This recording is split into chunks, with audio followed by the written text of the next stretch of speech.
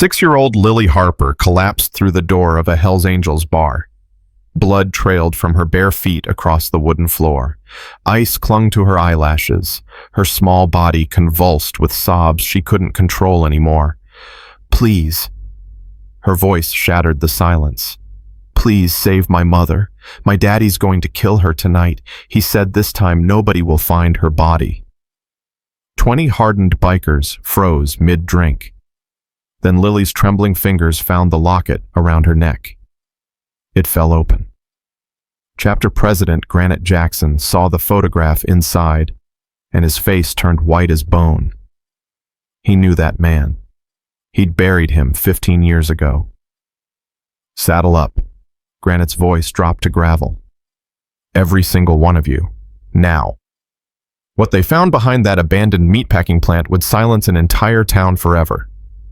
Before we continue, please subscribe to our channel and follow this story until the very end. Comment below with the city you're watching from so I can see how far this story has traveled.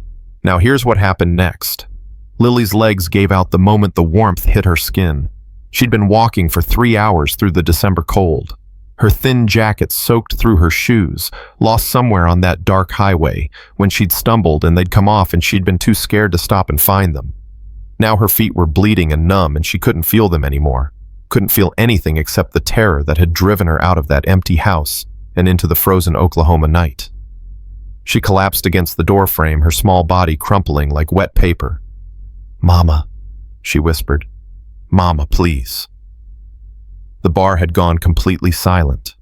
Not the gradual quiet of conversations dying down, but the instant absolute silence that happens when reality breaks through the ordinary and demands attention. 20 men stared at the impossible sight in front of them. A child, maybe 6 years old, alone, in a Hells Angels bar at 11:30 on a Wednesday night in the middle of the worst cold snap Oklahoma had seen in 15 years. Granite Jackson moved first. He'd been chapter president for 12 years now, and in that time he'd seen plenty of things that would break ordinary men. Had buried friends, had held brothers as they died on stretches of highway that didn't care about human life, had made decisions that kept him awake at night and taught him to live with the weight of consequence. But this small shaking figure at his door made something crack open in his chest that he thought was permanently sealed. He pushed back from the bar and crossed the room in 4 long strides, dropping to one knee in front of the child with a gentleness that surprised even him. "Hey there." His voice came out softer than he'd used in years.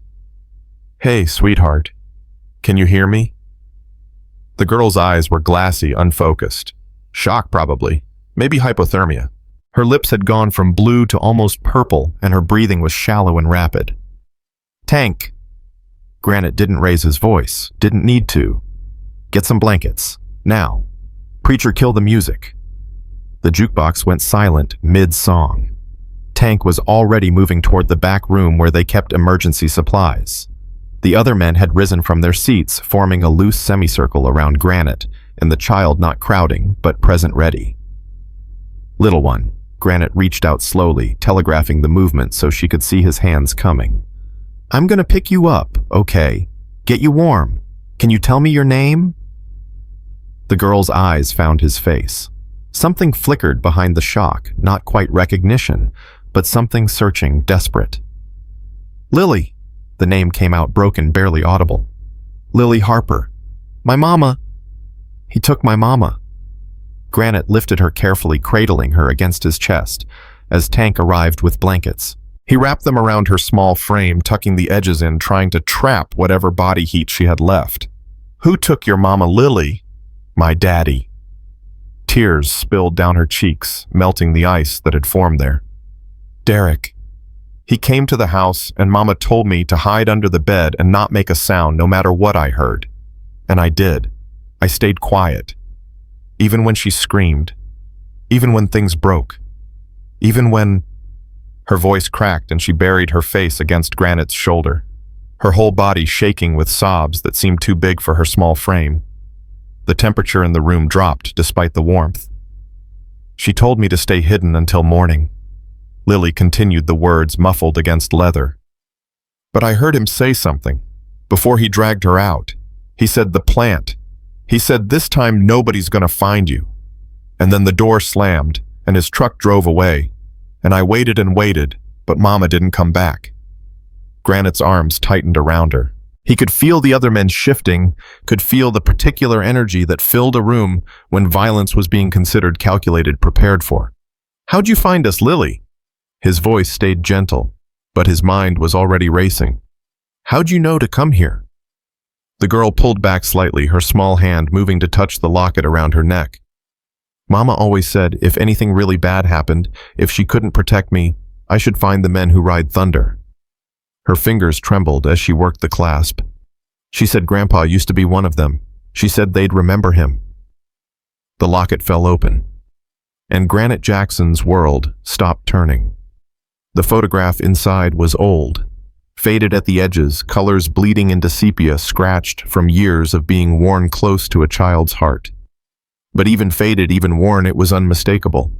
A young woman, maybe 20, holding a newborn baby. Standing next to her, one arm wrapped protectively around her shoulders, was a man with a beard and kind eyes and a leather vest with patches that Granite knew by heart. Because he'd helped sew some of those patches on. Because he'd ridden beside that man for 15 years. Because he'd been there the night Tommy Ghost Harper had laid his bike down on a rain-slicked highway and died before the ambulance could arrive. Jesus Christ, the words came out before Granite could stop them. Jesus Christ, that's Ghost. The name rippled through the room like an electric current. Men who'd been standing back pressed forward. Eyes that had been hard went wide. Voices that had been silent erupted in a cascade of recognition and disbelief. That's Ghost's granddaughter. Ghost had a daughter. Holy shit, look at that picture. He never said anything about, is that Rachel, the baby? Rachel? Tank was at Granite's shoulder, now staring at the locket with an expression that mixed shock with something older, something that looked like grief finally finding a target. He made you promise. Tank's voice was low, rough with memory. That night at the hospital, after Rachel was born, before he left the club, he made you promise that if anything ever happened to his girls. Granite nodded slowly, the weight of 15 years pressing down on his shoulders. He remembered that night with perfect clarity.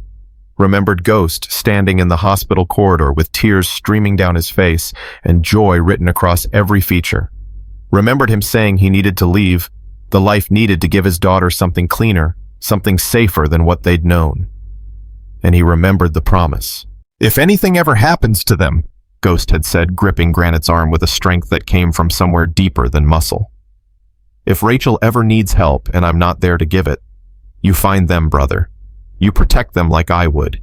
You keep them safe. Granite had promised, had clasped Ghost's hand and looked him in the eye and sworn on everything they'd built together that he would honor that bond.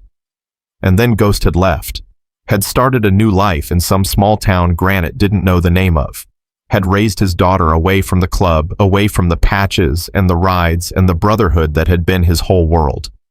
When Ghost died 3 years later, that rain-slicked highway, that curve he'd taken 1,000 times before that truck driver who shouldn't have been on the road, Granite hadn't even known.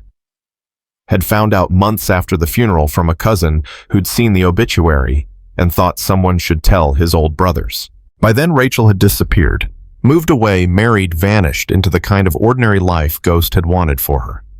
Granite had thought about looking for her, about making sure she knew she still had family if she needed it. But life had gotten busy and time had passed and the promise had faded into something he thought about on long rides and quiet nights but never acted on. Until now. Until Ghost's granddaughter had walked through his door with frozen tears on her face and blood on her feet and a locket that carried 15 years of broken promises. How long? Granite's voice came out harsh, angry at himself. Lily, how long ago did he take your mama? The girl's face crumpled. I don't know. It was dark when he came. Really dark. And I hid for a long time after. Maybe hours. Hours. If Derek had taken Rachel hours ago, they were already running out of time. Statistics on domestic violence played through Granite's head's survival rates after abduction. The window during which victims could be saved, the way that window narrowed with every minute that passed. Tank. Granite stood still, holding Lily against his chest. Call everyone. Every brother who can ride. Now. Already on it. Tank had his phone out, fingers moving across the screen. What about the cops? The question hung in the air. Lily answered it before Granite could. No. Her voice was suddenly fierce, her small hand gripping Granite's jacket with surprising strength. No police. They never help. They never do anything. Mama called them so many times and they always said they couldn't do anything until he actually hurt her. And then when he hurt her, they said it was her word against his. And then the judge let him go. Every time.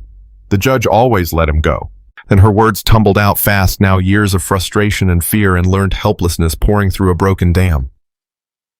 Derek used to be a correction officer. He knows all the cops. He plays poker with them. When Mama tried to get a restraining order, the sheriff told her she was overreacting. When she showed up with bruises, they said she should think about what she did to make him angry. Nobody believes her. Nobody helps her. Nobody ever helps. Granite felt something cold settle in his stomach. He knew exactly what Lily was describing, had seen it play out in a dozen different contexts over the years. The way systems failed the people they were supposed to protect. The way badges stuck together. The way women like Rachel fell through cracks wide enough to swallow lives whole. All right. He looked at Tank, saw the same understanding in his brother's eyes. We do this ourselves, but we do it smart. We call the cops after we find her, after we've got eyes on the situation, after we know she's alive, after we've got proof they can't ignore. Tank nodded. I'm sending the alert now. 20 minutes we'll have 40 riders. We don't have 20 minutes. Granite shifted Lily's weight, feeling the fragility of her body, the way she trembled against him despite the blankets. She said, the plant. What plant? Where would he take her? The old meatpacking facility. The voice came from the corner of the bar, from a man named Crow, who'd been so quiet, Granite had almost forgotten he was there. County line past Miller's old farm. It's been abandoned for years, but people talk about it. Women have been found there before. Granite's jaw tightened. Women who survived. Crow's silence was answer enough. You know this place. Rode past it 100 times. Crow was already pulling on his jacket. There's a service road most people don't know about. Comes in from the north through the old grain fields. If he's there, he won't hear us coming. Then you're riding point. Granite handed Lily carefully to Preacher, the oldest member of the chapter, and the gentlest, despite his name. Preacher, you stay here with her. Call Doc Anderson, get him over here now. She needs to be checked for frostbite, hypothermia, the works. Preacher took the child with the same care he might have used for spun glass. You find her mama Granite. You bring her home. Lily grabbed Granite's jacket before he could pull away. Her eyes were huge in her pale face, filled with a fear that went beyond words. Please. The word was barely a whisper. Please bring her back. She's all I have. She's all I have in the whole world. Granite knelt down one more time, meeting those desperate eyes with a certainty he hadn't felt in years. Listen to me, Lily Harper. His voice was low, fierce, a promise carved from granite. Your grandfather was my brother. Not by blood, something stronger than blood. And before he left us, he made me swear to protect his family.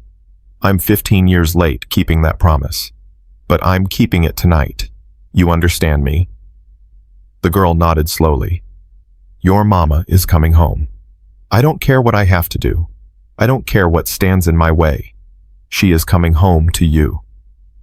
He pressed a kiss to her forehead, something he hadn't done for another human being in more years than he could count. And then he was moving, striding toward the door with a purpose that transformed him from bar owner to something older and more dangerous. Saddle up. His voice cracked across the room like thunder. Every man who can ride. We move in 5. The response was immediate and absolute. Chairs scraped, bottles were set down, jackets were grabbed from hooks and backs. Men who'd been sitting in comfortable retirement from the harder edges of their youth suddenly moved with the precision of soldiers remembering training they'd never really forgotten. Tank fell into step beside Granite as they pushed through the door into the frozen night. The cold hit them like a physical blow, but neither man flinched.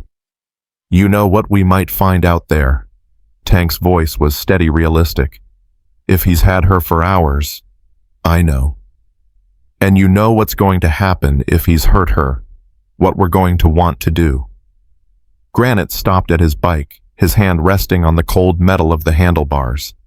In the orange glow of the bar's neon sign, his face looked carved from the stone of his name, hard edges and deep shadows and something burning behind his eyes. "We're not vigilantes, Tank. We're not murderers. We find Rachel, we secure the scene, we call the cops with evidence they can't ignore. Derek faces justice through the courts." And Tank was quiet for a moment. "And if she's dead?" The question hung in the frozen air between them. Granite swung onto his bike, feeling the familiar weight settle beneath him, feeling the engine catch and rumble to life with a sound that had always meant freedom and power in the open road. "Then we make damn sure he spends the rest of his miserable life wishing he was dead too. In a cell. Alone. With nothing but time to remember what he did and what it cost him." Other engines were roaring to life around them now. 15 bikes, 20 with more headlights appearing from side roads as the alert brought brothers in from across the county. The Hells Angels were mobilizing with a speed and coordination that spoke to years of riding together, fighting together, surviving together. Granite's phone buzzed. A text from Preacher. "Doc's here. Lily's stable. She keeps asking for her mom. Hurry, brother." He showed the message to Tank, watched the big man's face harden with renewed purpose. "Crow!" Granite's voice carried over the rumble of engines. "You've got point. Take us in quiet. Nobody fires up an engine within a quarter-mile of that plant until we know the situation. We go in dark, and we go in smart." Crow pulled up beside him, his bike settling into an idle that thrummed with controlled power. "There's something else you should know." Crow's voice was tight. "Derek Simmons. I know that name. Talk. He was a CO at Grady County Correctional until about 5 years back. Got let go after some inmates filed complaints. Excessive force, they said. Creative cruelty. Nothing was ever proven because prisoners don't make credible witnesses. But the stories that came out of that place..." Crow didn't finish the sentence. He didn't need to. "So we're dealing with someone who knows how to hurt people." Tank's voice was flat. "Someone who's had practice. Someone who thinks he's untouchable." Granite revved his engine, feeling the power surge beneath him. "Let's go teach him otherwise." The convoy moved out like a river of chrome and thunder flowing through the empty streets of town and onto the highway that stretched toward the county line. Granite rode at the front just behind Crow, his mind racing faster than the bike beneath him. Ghost's daughter. In all the years since his brother's death, he'd never once imagined this moment. Had never pictured the day when that old promise would come due. Had honestly believed that Rachel was out there somewhere living the quiet life Ghost had wanted for her, safe from the violence that had defined their world. Instead, she'd traded one kind of violence for another. Had married a man who saw her as property instead of person. Had spent years running and hiding and watching the systems that were supposed to protect her fail over and over again. And now she was somewhere in the frozen darkness, hurt and scared, and maybe running out of time while her 6-year-old daughter sat in a biker bar with frostbitten feet and a faith that strangers would save her mother when no one else would. That faith was everything. It was the reason Granite rode tonight. Not the promise, though the promise mattered. Not brotherhood, though brotherhood drove him. It was the absolute, desperate trust of a child who had nothing left to believe in except the stories her mother told about men who rode thunder. He would not let that faith be misplaced. The convoy turned off the main highway onto a county road that wound through abandoned farmland. Here, away from the lights of town, the darkness was complete. Just stars above and frozen earth below, and the pale glow of headlights cutting through the black. Granite could feel the cold seeping through his leather, biting at his exposed skin, trying to work its way into his bones. He ignored it. Discomfort was nothing. Pain was nothing. There was only the road ahead and the woman at the end of it and the promise he'd waited 15 years to keep. His mind drifted to Rachel. He'd seen the photograph in Lily's locket. A young woman ghost's daughter holding a newborn that must have been Lily herself. She'd looked happy in that picture. Tired the way new mothers always looked, but happy. The kind of happy that came from holding something precious, something worth protecting. What had happened between that photograph and tonight? How had a woman who'd grown up surrounded by men who would die for each other ended up trapped by a man who used her for a punching bag? How had Ghost's bright-eyed little girl become a victim of the same kind of violence that Ghost had spent his whole life standing against? The answers didn't matter right now. What mattered was getting to her in time. What mattered was the plant growing larger on the horizon, a dark shape against the darker sky, and Crow's hand signal indicating they were getting close. The engines went silent one by one as they pulled off the road. 23 bikes settling onto frozen ground with barely a sound. 23 men dismounting with the practiced quiet of hunters who understood that their prey was dangerous. There, Crow pointed toward a faint yellow glow maybe half a mile distant. That's the old loading dock. Only part of the building that's not completely collapsed. If he's there, that's where he'd be. Granite studied the terrain military instincts he'd never quite lost clicking into place. Open ground between them and the plant. No cover. But the darkness was absolute, and Derek had no reason to expect company. We spread out. His voice was barely above a whisper. Circle the building before we move in. Nobody does anything until we know what we're dealing with. The men melted into the darkness, decades of combined experience making them shadows among shadows. Granite moved forward with Tank on his left and Crow on his right, their boots crunching softly on frost-covered ground that crackled like broken glass.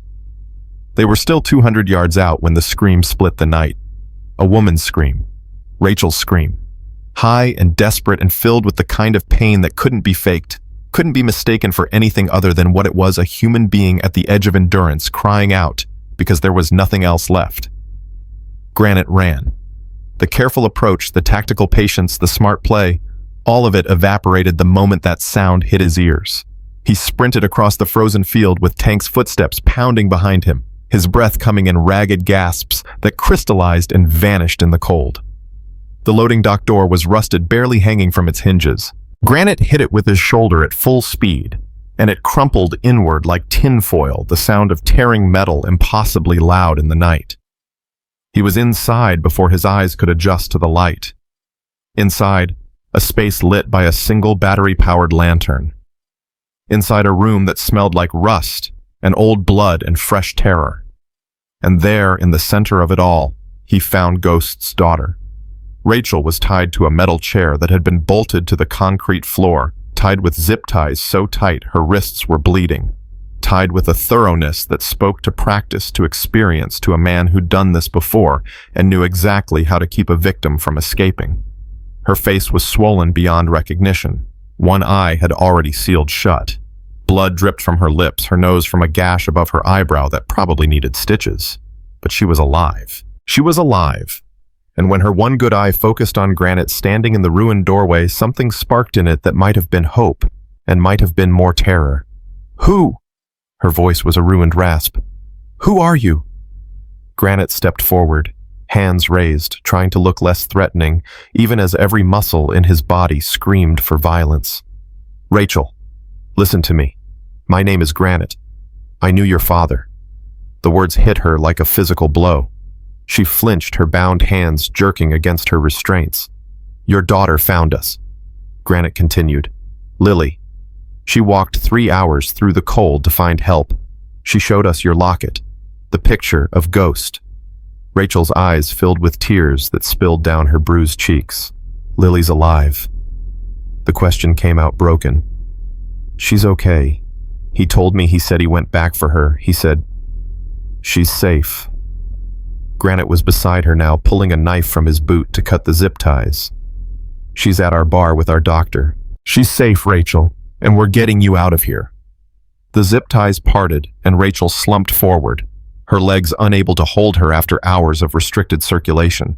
Granite caught her, held her up, felt her body shaking against him with sobs, or shock, or both. "I didn't think anyone would come." Her voice was muffled against his chest. I didn't think anyone would believe her. I didn't think... Where is he? Tank's voice cut through the emotion, hard and practical. Where's Derek? Rachel stiffened in Granite's arms. He left. Her voice dropped to barely a whisper. 20 minutes ago. Maybe less. He said he needed to get something from his truck. Something to make me understand my place. He was coming back. He's coming back. As if in answer, headlights swept across the broken windows at the front of the building. The rumble of a heavy engine grew louder. Derek was home. Granite felt Rachel's fingers dig into his arm with desperate strength. Please. The word was barely audible. Please don't let him hurt me again. He looked down at her, at Ghost's daughter, at a woman who'd spent years being broken by a man who thought strength meant hurting things weaker than yourself.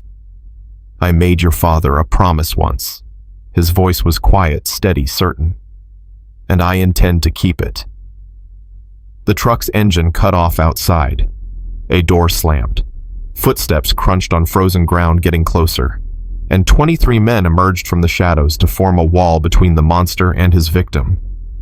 Derek Simmons walked through the door expecting to find his wife right where he left her, bound, beaten, helpless. Instead, he walked into a nightmare. The look on his face as he registered what he was seeing, the bikers, the patches, the absolute stillness of men who'd decided his fate before he even opened the door, was something Granite would remember for the rest of his life. It was the look of a predator suddenly discovering he wasn't at the top of the food chain. It was the look of a man who'd spent his whole life making others afraid, finally understanding what fear really felt like. Who? Derek's voice cracked. What the hell is this? Granite stepped forward, and his voice was like stone. This is consequences. Derek's hand moved toward his waistband. Don't. Granite's voice cut through the air like a blade. You reach for that weapon, you won't pull back a hand. Derek froze.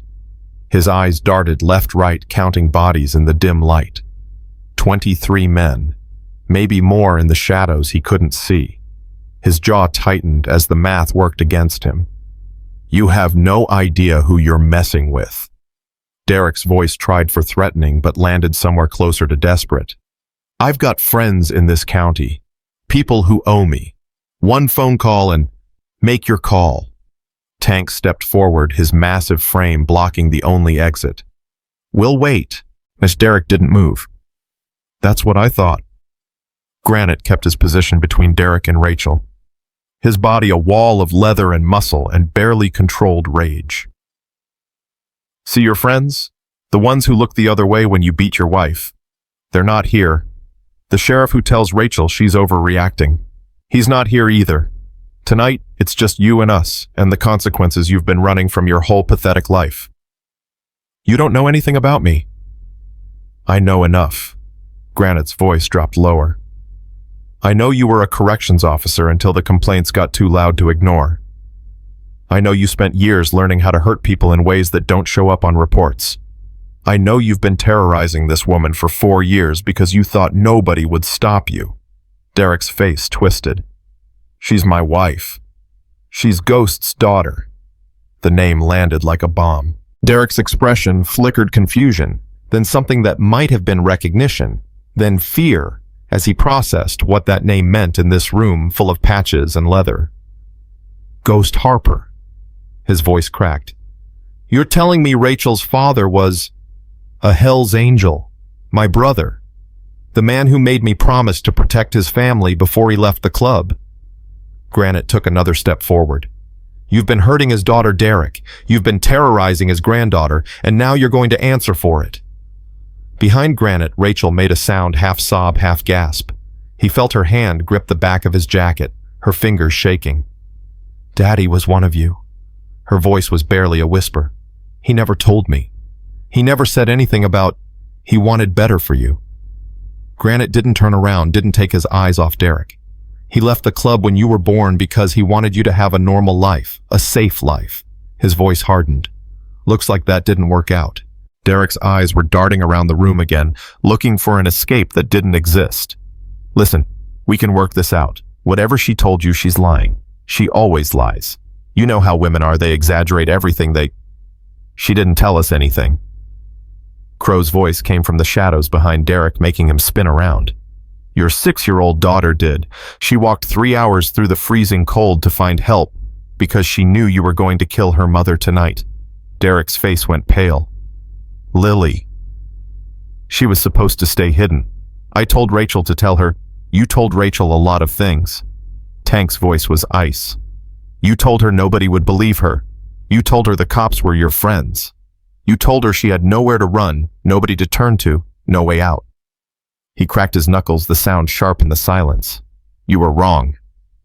Derek's hand twitched toward his waistband again. 3 men moved simultaneously. Before Derek could even touch the gun tucked into his jeans, he was face down on the concrete, with his arm twisted behind his back and Tank's knee pressing into his spine. I warned you. Granite watched without expression as Crow removed the weapon from Derek's waistband. You're not as smart as you think you are. Get off me! Derek thrashed against the hold, his voice rising. This is assault. This is kidnapping. When I get out of here, I'll have every one of you arrested. You're not getting out of here. Granite pulled out his phone. Well, you are. But not the way you're thinking. He dialed 911, his eyes never leaving Derek's struggling form. Yes, I need to report an active domestic violence situation. Location is the old Hendricks meatpacking plant off County Road 47. Victim is secured and needs immediate medical attention. Perpetrator is restrained and awaiting arrest. He paused, listening. My name is James Jackson. I'm the president of the Oklahoma chapter of the Hells Angels, and we have 23 witnesses to what this man did to his wife tonight. Derek stopped struggling. You're calling the cops. His voice was incredulous. You're bikers. You don't call cops. You don't... We're not murderers. Granite ended the call and slipped the phone back in his pocket. We're not vigilantes. We're citizens who intervened in a crime in progress and are holding the perpetrator for lawful arrest. Everything we've done tonight is legal. Everything that happens to you next will be legal too. He crouched down, bringing his face close to Derek's. You thought you were untouchable because you had friends with badges. You thought the system would protect you because you knew how to work it. But here's the thing about systems, Derek. They only work as long as everybody plays along. And we don't play along. Derek's face contorted with rage. You can't do this to me. I have rights. I want a lawyer. You want... Rachel's voice cut through his demands, shaking but fierce. You want... What about what I wanted? I wanted to feel safe in my own home. I wanted my daughter to grow up without being afraid. I wanted one single day where I didn't have to wonder if this was the day you finally killed me.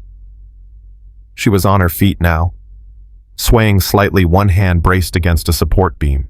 Her face was a ruin of bruises and blood, but her one good eye blazed with something that hadn't been there before. 4 years, Derek. 4 years of hiding, 4 years of running, 4 years of watching you walk out of courtrooms with that smug smile because your buddies always had your back. And now look at you. Her voice cracked with bitter satisfaction. Face down on concrete with your hands behind your back. How does it feel? Rachel, baby, listen to me. Derek's voice switched tactics, going soft and pleading. I know I've made mistakes. I know I've hurt you, but we can work through this. We're a family. Think about Lily. She needs her father. You can't do this to our daughter. You can't... Don't you dare. Rachel's voice went cold. Don't you dare say her name. You were going to kill me tonight. You told me exactly what you were going to do, exactly how you were going to make sure nobody ever found my body. And then you were going to go home and tell our daughter that Mommy ran away, that Mommy didn't love her enough to stay. Granite felt his hands curl into fists. Every word Rachel spoke painted a clearer picture of the monster pinned to the ground. She would have waited for me. Rachel's voice broke. She would have waited her whole life, wondering what she did wrong, wondering why her mother abandoned her. And you would have let her believe that. You would have watched her suffer and never said a word. It doesn't matter what I said. Derek was still trying to talk his way out, still running plays from a handbook that wasn't working anymore. Nobody can prove anything.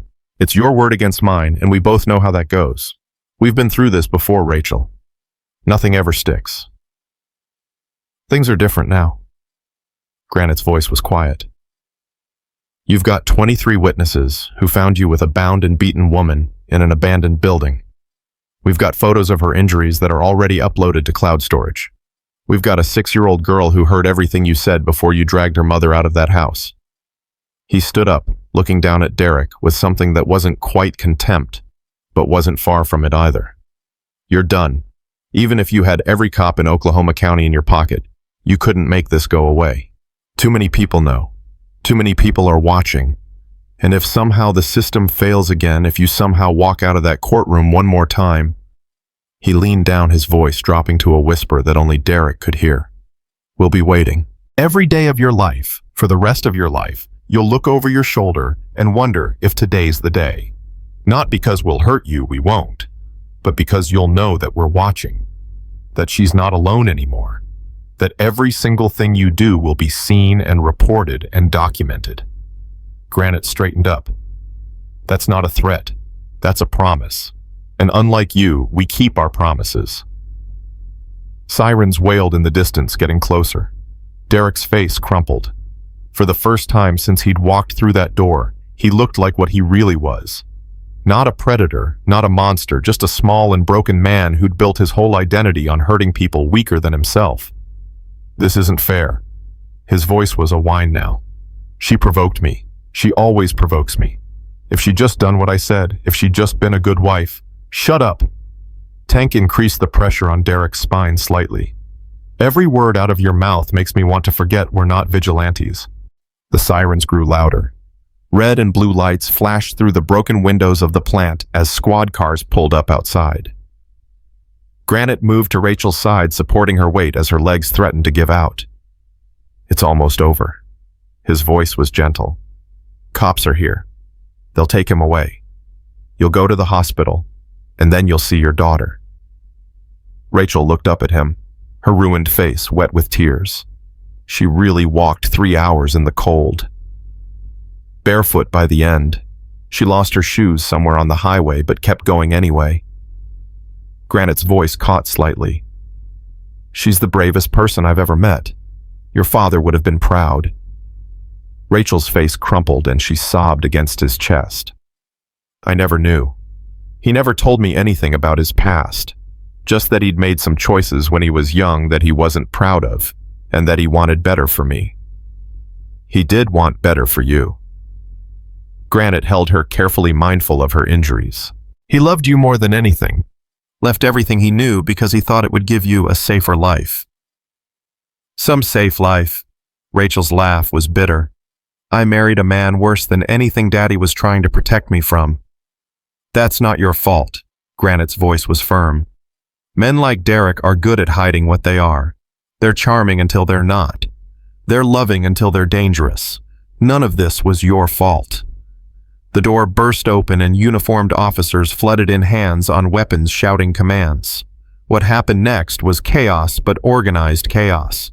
The cops took in the scene-bound woman, restrained man room full of bikers, and made rapid assessments. Granite stepped forward with his hands visible, identifying himself, explaining the situation in clear, concise terms. We received a report of a kidnapping. We located the victim. We restrained the perpetrator and called 911. Everything's documented.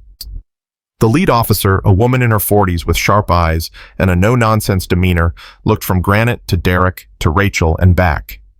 You're telling me a bunch of Hell's Angels performed a citizen's arrest on a domestic violence perpetrator? That's exactly what I'm telling you. And you've got witnesses, documentation. 23 witnesses. Photos of the victim's injuries. The victim's 6-year-old daughter who walked 3 hours to find help after witnessing the abduction. The officer's expression shifted. Something that might have been respect flickered across her face. EMTs are right behind us. Let's get the victim to a hospital. She turned to her partner. Read him his rights and get him in the car. I want this one by the book. Derek was hauled to his feet, his hands cuffed behind him properly, now his face a mask of impotent rage. This isn't over. He spat the words at Rachel as they dragged him toward the door. You think these bikers are going to protect you forever? They'll get bored. They'll move on. And when they do, that's enough. The female officer's hand tightened on Derek's arm. One more word, and I add threatening a witness to the charges. Derek's mouth snapped shut, but his eyes stayed locked on Rachel, promising violence, promising revenge, promising that this was just another chapter in a story that would never end. Granite stepped into his line of sight, blocking his view. Look at me. His voice was quiet but carried absolute authority. Look at me, Derek. Because I want you to remember my face.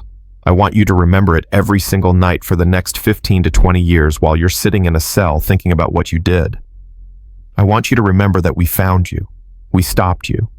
And if you ever come near Rachel or Lily again, we'll be there. Not to hurt you, to make sure the law handles you. Every time, for the rest of your life. Derek was shoved through the door before he could respond. Rachel watched him go, her body trembling. Is it really over? Her voice was small, childlike. Is it really finally over? The hard part is. Granite helped her toward the EMTs who were rushing in with a stretcher. There'll be a trial, lawyers, more hard days ahead, but you won't face any of it alone. I don't understand. Rachel let the EMTs ease her onto the stretcher, wincing as they began assessing her injuries. Why, you didn't know me. You didn't know Lily. Why would you do all this for strangers? Granite looked at her for a long moment. In her battered face, he could see Ghost's features. The same stubborn chin. The same determined set to the jaw. The same eyes that had once looked at him across a campfire and talked about the future. You're not strangers. His voice was rough. You're family. Took me 15 years to find you, but you were always family. And family doesn't leave family behind. Rachel's good eye filled with tears. Lily kept telling me about the men who ride thunder, said I told her stories about Grandpa's friends. I don't even remember telling her that. I don't remember. You remembered what mattered. Granite squeezed her hand gently, and she believed you. That belief saved your life tonight. The EMTs began moving the stretcher toward the ambulance. Wait. Rachel grabbed Granite's hand with sudden strength. My daughter. I need to see my daughter. She's at our bar, being looked after by our doctor. You can see her as soon as the hospital clears you. No. Rachel's voice was fierce despite her injuries. Now. I need to see her now. I need her to know I'm okay. I need to hold her. I need... Rachel. Granite's voice was firm but kind. You have internal injuries that need assessment. You've lost blood. You need medical care that we can't provide. Lily knows you're alive. She knows you're safe. And the very moment the doctors say you can have visitors, she'll be there. I promise. Rachel's grip loosened. Fresh tears spilled down her cheeks. She must have been so scared. Walking through the dark alone. Not knowing if I was alive or dead. Not knowing if anyone would help. She was terrified. Granite didn't sugarcoat it. But she did it anyway. Because she loves you. Because she believed help existed even when everything in her experience told her it didn't. I don't deserve her. You deserve everything, Rachel. You deserve safety and peace and a life without fear. You deserve to watch your daughter grow up without looking over your shoulder. And you're going to have all of that. Derek is done. This chapter is closed. The EMTs lifted the stretcher into the ambulance. You'll stay. Rachel's voice was fading, exhaustion finally claiming her. You won't disappear. We'll be at the hospital when you wake up. We'll be there for the trial. We'll be there for whatever comes after. Granite stepped back as the ambulance doors began to close. That's what family does. The doors shut.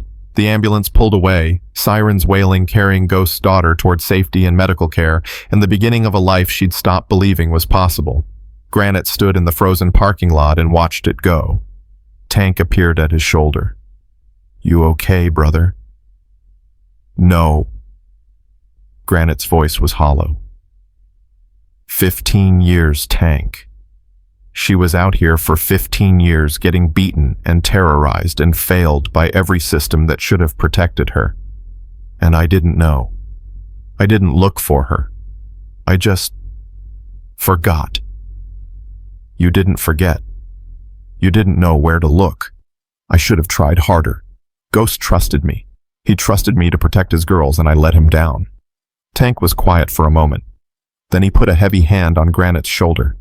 "You didn't let him down. You came through when it mattered. You kept your promise. That's what Ghost would care about." It almost wasn't enough. If Lily had given up, if she'd stayed hidden like her mother told her, if she'd been too scared to walk into a bar full of strangers, but she didn't. She didn't give up. She found us. Tank squeezed Granite's shoulder. That little girl inherited more than her grandfather's face. She inherited his courage, and tonight, that courage saved her mother's life. Granite took a deep breath, letting the cold air fill his lungs. "We need to get to the hospital. Lily's going to want to know what happened. She's going to want to see her mom." Preacher just texted. "Lily fell asleep about an hour ago. Doc says she's stable, some frostbite on her feet that'll need watching, but nothing that won't heal." "Good." Granite walked toward his bike, exhaustion starting to seep into his bones. "Good. She needs rest. So do you. I'll rest when this is over. When Derek's locked up, when Rachel's out of the hospital, when I know they're safe." Tank didn't argue. He knew better. The remaining angels mounted their bikes and headed back toward town, their engines rumbling through the frozen night. Behind them, police tape was going up around the abandoned plant. Evidence was being collected. The wheels of justice were beginning to turn. Granite didn't know if those wheels would turn fast enough or far enough. He'd seen too many cases fall apart, too many abusers walk free, too many victims let down by courts that prioritized procedure over protection. But this time would be different. This time, there were 23 witnesses who wouldn't be intimidated. This time, there was documentation that couldn't be lost or destroyed. This time, there was a 6-year-old girl whose testimony would break the heart of any jury. And this time, there was a brotherhood standing behind a woman who'd spent 4 years believing she was alone. Derek Simmons had made a lot of mistakes in his life. But his biggest mistake was forgetting that sometimes the people society calls dangerous are the ones who show up when everyone else fails. Granite pulled into the hospital parking lot and killed his engine. Inside somewhere, Ghost's granddaughter was sleeping. Inside somewhere, Ghost's daughter was being put back together by doctors and nurses, and the slow miracle of modern medicine. And outside, in the cold, 23 men waited. Because family waits. Because promises kept matter more than promises made. And because somewhere, in whatever came after this life, a man named Ghost was finally at peace, knowing his girls had found their way home. Lily woke up screaming, "Mama, Mama, no, don't take her!" Preacher was at her side before the scream finished echoing off the walls. His weathered hands found her shoulders, gentle but firm, grounding her in reality. "Hey, hey, easy there, little one. You're safe. You're safe." Lily's eyes were wild, unfocused, still trapped in whatever nightmare had pulled her under. Her small body shook violently, her breath coming in ragged gasps that threatened to become hyperventilation. "He took her," Lily's voice cracked. "He took her and I couldn't stop him. I couldn't do anything. I just hid under the bed like a coward while he—" "Stop." Preacher's voice cut through her panic.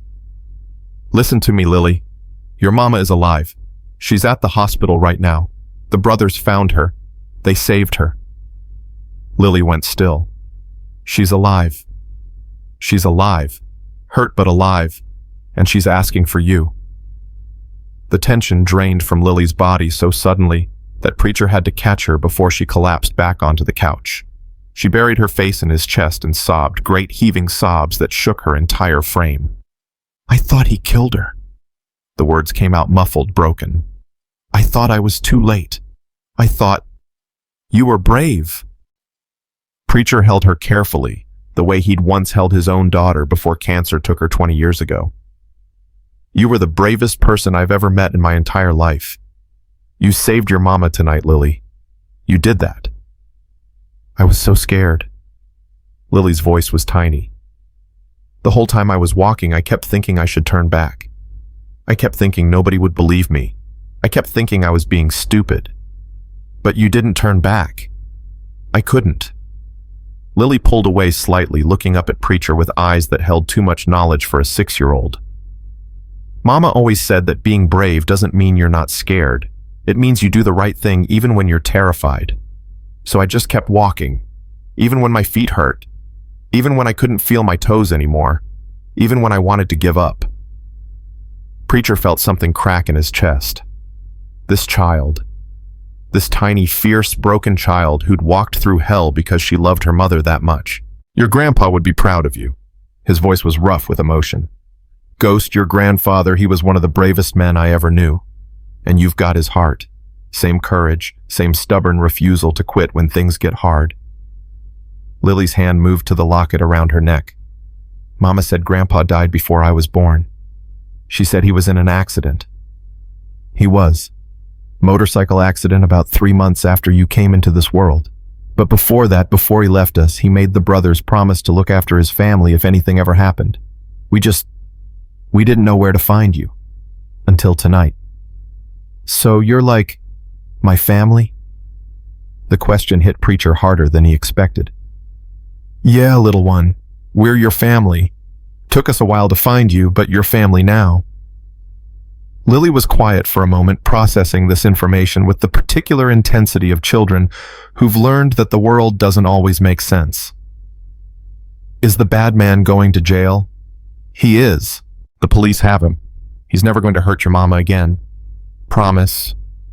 Preacher hesitated. He'd learned long ago not to make promises he couldn't keep, especially to children. But looking into Lily's eyes, seeing the desperate need for reassurance there, he found himself nodding. I promise. And if the system fails, if somehow he gets out, we'll be there. Every single time. For as long as it takes. The bar door opened, and Granite walked in, followed by Tank and several other brothers. Lily's head snapped up, her eyes searching until they found Granite's face. Is my mama okay? She was off the couch before anyone could stop her, running toward him on bandaged feet that shouldn't have been carrying her anywhere. Is she really okay? Can I see her? Granite caught her as she launched herself at him, lifting her into his arms with a gentleness that seemed impossible for a man his size. She's okay. Doctors are taking care of her right now. She's got some broken bones and some cuts that needed stitches, but she's going to be fine. I want to see her. I know. And you will as soon as the doctors say it's okay. They're working on her right now, making sure everything's healed up properly. Lily's lower lip trembled. What if she forgot about me? What if she's mad that I left the house? She told me to stay hidden. She told me not to come out no matter what. But I didn't listen. Hey! Granite shifted her weight, bringing her face level with his. Your mama's not mad. The only thing she's been asking about since we found her is you. Is Lily okay? Is Lily safe? When can I see Lily? Over and over again. That's all she cares about. Really? Really? You're her whole world, Lily. Everything she did, every time she tried to run, every time she went back to court, even though she knew they wouldn't help, she did all of it for you. Because she wanted you to be safe. Because she wanted you to have a better life. Lily buried her face against Granite's shoulder. I don't want a better life. I just want Mama. The words hit every man in that bar like a punch to the gut.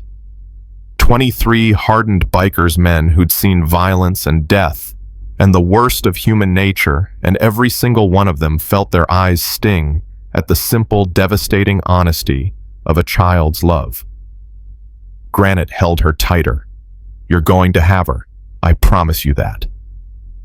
The next few hours crawled by with the particular slowness that only hospital waiting rooms can produce.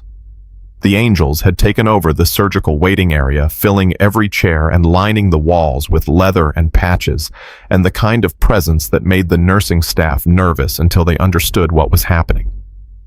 Lily sat in Granite's lap, drifting in and out of an exhausted sleep. Every time a doctor or nurse walked past, her eyes would snap open, searching for news, then close again when it wasn't about her mother.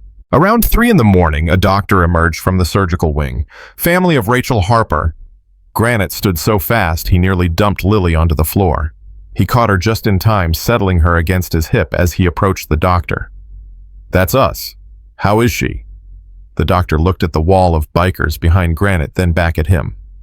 Whatever she'd been expecting, this clearly wasn't it. She's stable. We had to repair some internal bleeding and set 2 broken ribs. There was significant soft tissue damage and a minor skull fracture that we'll need to monitor. But she's young and strong, and barring complications, she should make a full physical recovery. Physical recovery. Tank's voice was sharp. What about the other kind? The doctor's expression softened with understanding. That's going to take longer. Trauma like this, repeated trauma over years, it leaves marks that don't show up on x-rays. She'll need counseling, support, time. She paused. And she'll need to feel safe, really safe, not just temporarily safe, until the next time. She'll have all of that. Granite's voice left no room for argument. Whatever she needs. I want to see her. Lily's voice was small but determined. Please, I need to see my mama. The doctor looked at Lily, really looked at her, taking in the bandaged feet and the exhausted eyes and the locket clutched in her small fist. You're the daughter who walked 3 hours to find help. Lily nodded. Something shifted in the doctor's face. Professional detachment cracked just for a moment, revealing the human underneath. She's been asking for you too. Normally we'd wait until she's more stable, but... She glanced at the army of bikers waiting behind Granite. I think given the circumstances, we can make an exception. But just you, sweetheart. Just for a few minutes. She needs rest. Lily looked up at Granite. Will you come with me? Right to the door. The doctor says only you can go in, but I'll be right outside. I'm not going anywhere. They walked down the hospital corridor, Lily's hand wrapped tightly around Granite's finger. Her bandaged feet made soft sounds against the linoleum, each step a reminder of what she'd endured to get here. Outside room 412, Granite knelt down. You ready? Lily's chin trembled. What if she looks really bad? What if I get scared? Then you hold her hand and tell her you love her. That's all she needs from you right now. Just your love. Lily nodded slowly. Then she pushed open the door. Rachel was barely recognizable. Her face was swollen purple and black bruises blooming across her features. Her eyes were both closed, one bandaged, the other too swollen to open. Tubes and wires connected her to machines that beeped and hummed. Lily stopped in the doorway. For a long moment, she didn't move, didn't breathe, just stared at the broken figure in the hospital bed and tried to reconcile it with the mother who braided her hair and packed her lunches and held her when she had nightmares. Then Rachel's unbandaged hand moved slightly on the blanket. Lily. Her voice was barely a whisper, cracked and rough. Baby, is that you? Lily ran. She crossed the room in 3 steps and threw herself onto the bed, wrapping her small arms around her mother with a desperation that made the heart monitors spike. Mama! Mama, you're alive. You're really alive. Rachel's arms came up slowly, painfully wrapping around her daughter with whatever strength she had left. My brave girl. Tears leaked from beneath her swollen eyelids. My brave, brave girl, you saved me. You saved my life. I was so scared, Mama. I thought he was going to kill you. I thought I'd never see you again. I know, baby. I know. Rachel pressed her lips against Lily's hair. But you didn't let the fear stop you. You did something so brave that grown-ups twice your age couldn't have done it. I'm so proud of you. So proud. Lily pulled back slightly, her eyes searching her mother's damaged face. Does it hurt? Not right now. The medicine makes it so I can't feel much of anything. Rachel tried to smile, winced, gave up. I must look pretty scary, huh? You look beautiful. Lily's voice was fierce. You're the most beautiful mama in the whole world, and nobody can tell me different. Rachel laughed, then cried out as the movement jostled her broken ribs. Don't make me laugh, baby. It hurts when I laugh. Sorry. Lily settled more carefully against her mother's side, one small hand resting over Rachel's heart. Mama, the man who saved you. He said Grandpa was his friend. He said Grandpa made him promise to protect us. Rachel's breath caught. He told you about that. He said Grandpa was a Hell's Angel, like the men who found you. Is that true? Rachel was quiet for a long moment. When she spoke, her voice was distant, remembering. Your grandfather was a complicated man, Lily. He did things when he was young that he wasn't proud of. But he loved me more than anything in this world. And when I was born, he decided to change. He walked away from everything he knew because he wanted to give me a better life. Did it work? The question hung in the air between them. He tried, Rachel's voice cracked. He tried so hard, and for a while it did work. We had a good life, him and me. He was a good father, the best father. She paused. But then he died, and I was alone, and I made choices that... She trailed off, unable to finish. You didn't choose Derek, Mama. Lily's voice was older than her years. He tricked you. That's what bad people do. They pretend to be good until it's too late. Rachel stared at her daughter through her one partially open eye. When did you get so wise? I listened. When you thought I was asleep, when you cried on the phone to Aunt Denise, when you talked to yourself in the bathroom. I heard everything, and I know it wasn't your fault. None of it was your fault. Rachel broke. The sobs came from somewhere deep inside, somewhere she'd kept locked away for years. She cried for the life she'd lost, the choices she'd made, the years of terror she'd endured. She cried for the father she'd barely known, and the promises he'd made that had finally been kept. And through it all, Lily held her. A 6-year-old girl holding together the broken pieces of her mother, becoming the strong one, because someone had to be. It's okay, Mama. Lily's voice was steady. We're safe now. The Thundermen are going to protect us, Grandpa's friends. They said they're our family now. Family. Rachel's voice was wonder and exhaustion and hope all tangled together. I didn't think we had any family left. We didn't, but now we do. Lily pressed her cheek against her mother's shoulder. Granite says family isn't just blood. It's the people who show up when everything's falling apart. Outside the room, Granite stood with his back against the wall, listening to every word. He didn't mean to eavesdrop, but the door hadn't closed all the way, and the conversation carried. Tank appeared at his shoulder. How are they doing? They're going to be okay. Granite's voice was rough. It's going to take time, but they're going to be okay.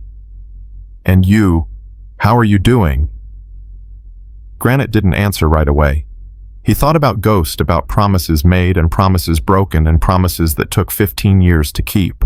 He thought about the little girl in that hospital room, the one with her grandfather's courage and her mother's stubborn love. I'm doing what I should have done a long time ago. He pushed off the wall, being there. The next few days blurred together in a haze of hospital visits, police interviews, and legal consultations. Derek Simmons was formally charged with kidnapping, aggravated assault, unlawful imprisonment, and violation of a protective order. The prosecutor, a woman named Sarah Chen, who'd built her career on domestic violence cases, took one look at the evidence and the witness list and decided to push for maximum charges. 23 witnesses. She'd shaken her head in amazement during her first meeting with Granite. I've never had a DV case with 23 witnesses. Usually we're lucky to have one person willing to testify. You'll have as many as you need. Granite's voice was flat. Every man who was there that night will take the stand. Every single one. The defense is going to argue bias. They'll say you're a gang, that you had ulterior motives, that your testimony isn't credible. Let them try. Tank cracked his knuckles. We've got body cam footage from the responding officers showing exactly what state Rachel was in when they arrived. We've got photographs of her injuries. We've got medical records going back years showing a pattern of abuse. And we've got a 6-year-old girl who heard her father promise to kill her mother. Sarah Chen's expression hardened with determination. He's not walking away from this one, not this time. But Derek had other plans. 3 days after his arrest, his lawyer filed for bail. The hearing was scheduled for Friday morning, and by Thursday night, word had spread through the Hells Angels network like wildfire.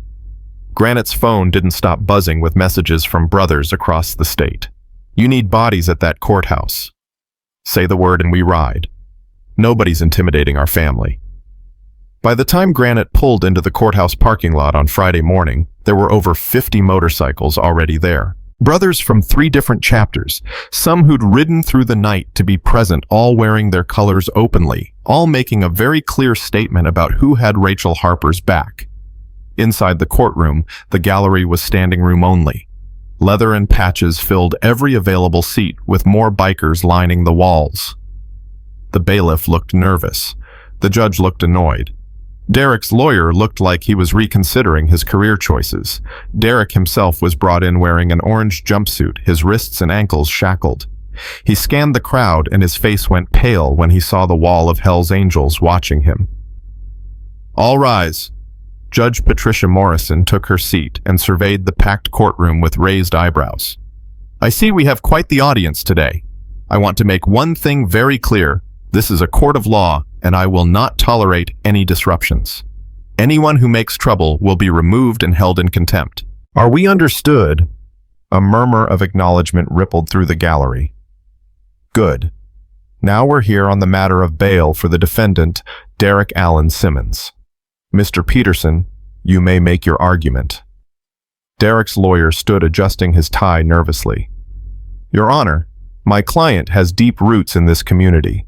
He served as a corrections officer for 8 years and has no prior felony convictions.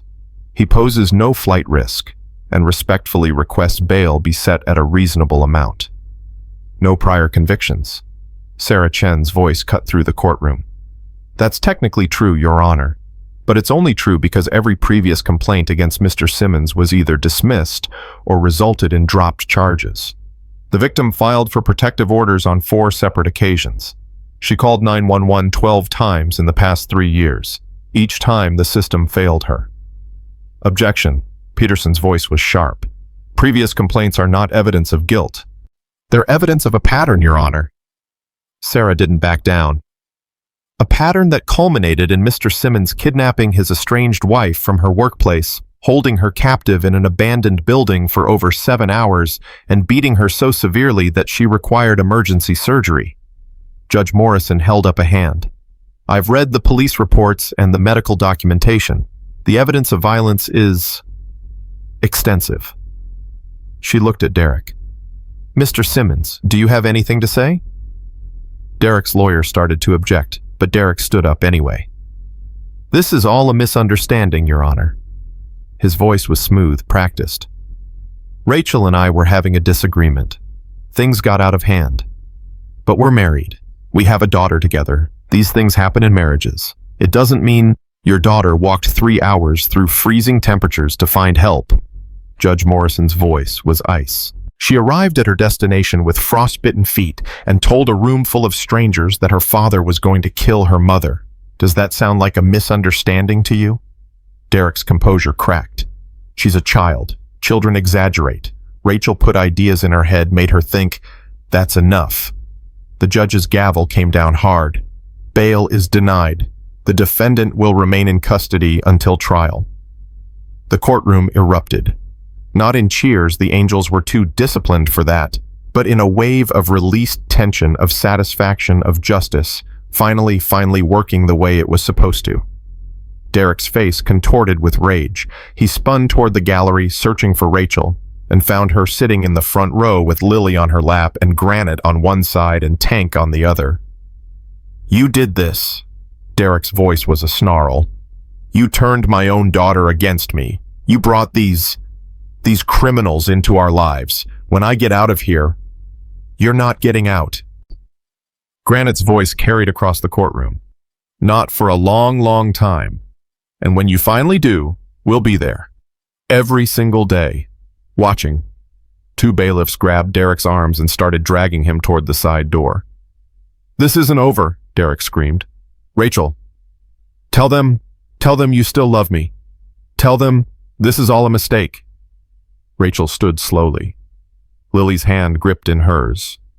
For a moment, she just looked at the man who'd terrorized her for 4 years, the man who'd isolated her from friends and family, the man who'd convinced her she was worthless, unlovable, deserving of every bruise and broken bone. Then she spoke. "I spent 4 years believing your lies. 4 years thinking nobody would help me. 4 years raising our daughter in fear." Her voice grew stronger with each word. "But I was wrong. There were people willing to help. I just had to be brave enough to let them.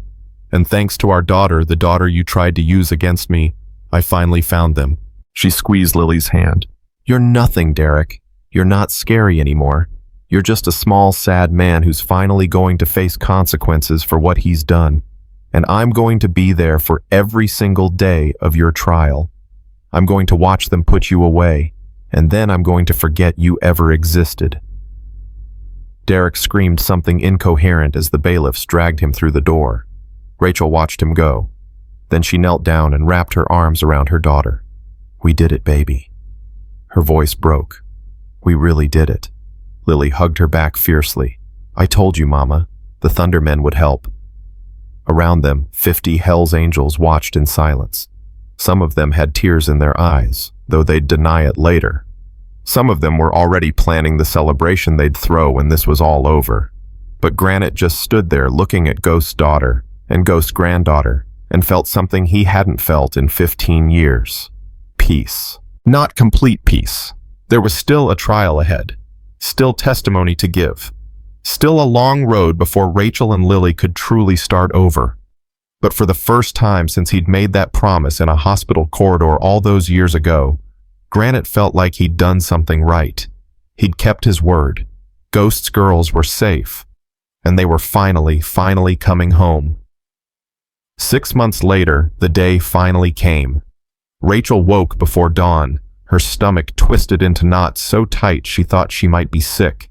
She'd barely slept, replaying her testimony in her mind over and over, wondering if she'd forget something important, wondering if Derek's lawyer would find a way to make her look like the villain. Lily appeared in her doorway, still in her pajamas. "Mama, are you okay?" Rachel forced a smile. "Just nervous, baby. Big day today." "I know." Lily crossed the room and climbed onto the bed, snuggling against her mother's side.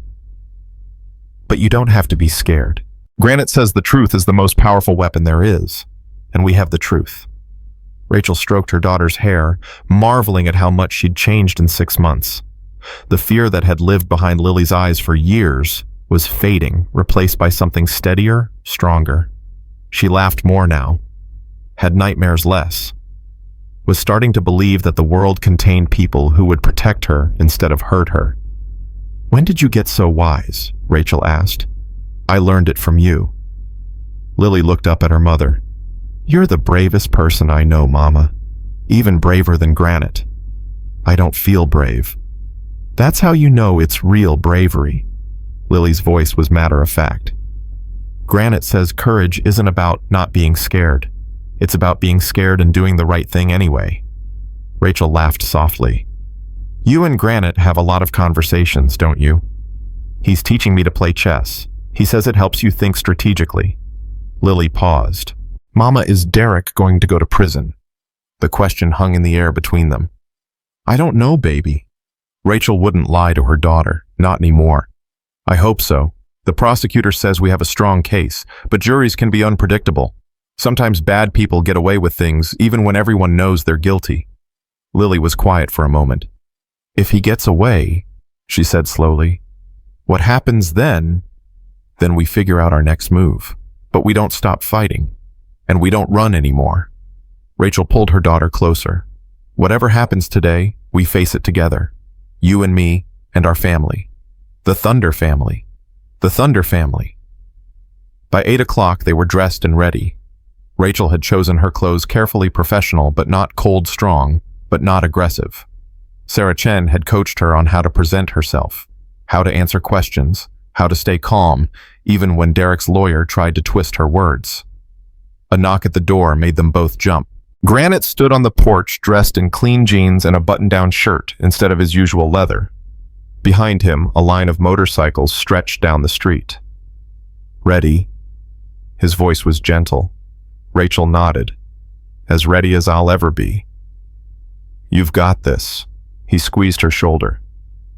"And we've got you."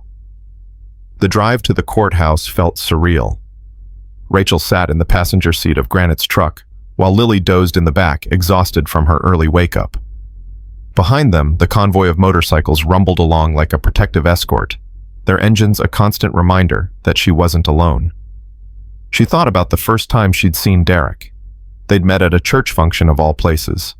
He'd been charming, attentive, everything she thought she wanted. He'd brought her flowers and opened doors and told her she was beautiful. He'd seemed so different from the rough men her father had associated with so safe and respectable.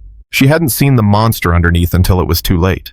The first time he hit her, he'd cried afterward, apologized, promised it would never happen again. She'd believed him because she wanted to believe him, because the alternative was admitting she'd made a terrible mistake. The second time, she'd started making excuses. She'd provoked him. She should have known better. If she could just be a better wife, he wouldn't get so angry. By the third time, she'd stopped counting. "Hey." Granite's voice pulled her back to the present.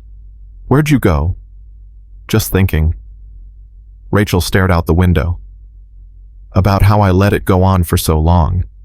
About all the times I could have left but didn't." "You did leave. Multiple times.